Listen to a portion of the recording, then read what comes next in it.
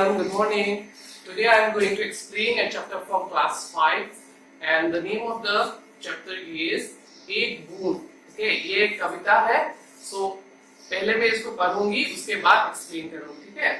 So ज्यों निकलकर बादलों की गोद से थी अभी एक बूंद कुछ आगे बढ़ी, सोचने फिर यही जो में लगी, अब क्यों घर छोड़ के मैं यूं करी. देव मेरे भाग्य में है क्या पता, मैं बचूंगी या मिलूंगी धूल में, या जलूंगी गिर अंगारे पर किसी, चू पड़ूंगी या कमल के फूल में. बह गई उस काल एक ऐसी हवा, वो समंदर और आई अनबनी, एक सुंदर सीप का मुंह था खुला, वो उसी में जा पड़ी मोटी बनी. लोग यूं ही है झिझकते सोचते जबकि उनको छोड़ना पड़ता है घर, किंतु घर का छोड़ना अक्सर उन्हें ढूंढ लो कुछ और ही देता है कर. सो पहले मैं पहला पैराग्राफ आपको एक्सप्लेन करूंगी. इसमें है जो निकलकर बादलों की गोद से, मीन जैसे ही मैं बादल की गोद से निकली वैसे ही वो आगे बढ़ती गई और सोचती रही मेरे जीवन में क्या होने वाला है, आगे क्या होने वाला है. सोचने फिर यही में लगी, मीन्स आगे जाके मैं क्या करूंगी, क्या बनूंगी, वही सोच रही है. और वो भी सोच रही है कि मैं घर अगर छोड़ के जा रही हूँ, मुझे घर छोड़ना अच्छा नहीं लग रहा है, तो मैं क्या बनूंगी, अभी घर में क्या होगा, वही सोचते सोचते वो बादल की घर से निकल रही है. सो अपने भगवान को फिर बोल रही है, देव मेरे भाग्य में है क्या बता, मीन्स मेरे भाग्य में क्या होने वाला है.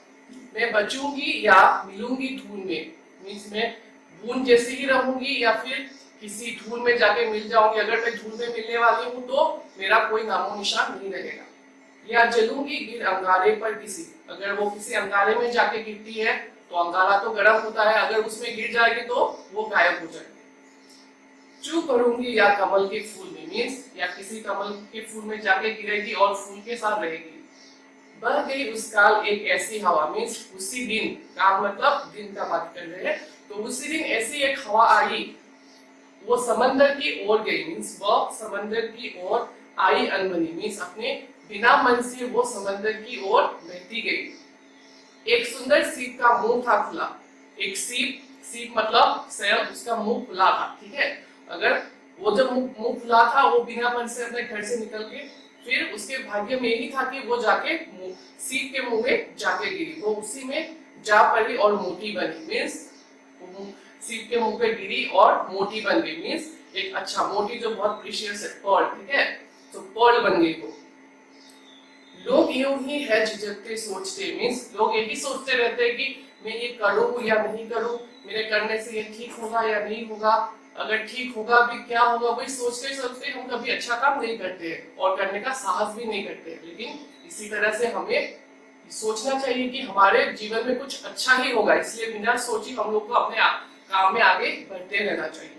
जबकि उनको छोड़ना पड़ता है, घर छोड़ना भी कभी कभी पड़ता है और हमें लगता है कि घर क्यों छोड़े, घर छोड़ने से अच्छा नहीं लगता है ये सब. सो हमें बिना सोचे कि अगर कभी घर भी छोड़ना पड़ता है तो ये सोचना चाहिए कि इससे हमारे जीवन में और भी कुछ अच्छा होने वाला है.